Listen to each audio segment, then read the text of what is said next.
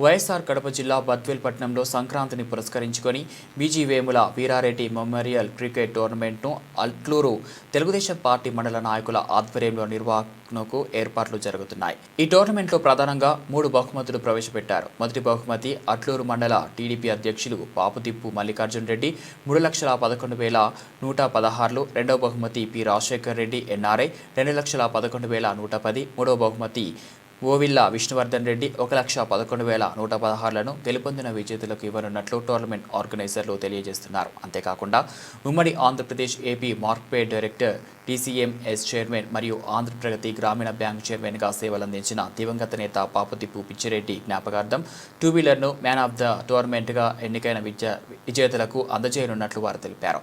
ఆసక్తి ఉన్నవారు ఎంట్రీ చేసుకోవాలని, ఎంట్రీ ఉచితమని ఈ సందర్భంగా వారు తెలియజేశారు.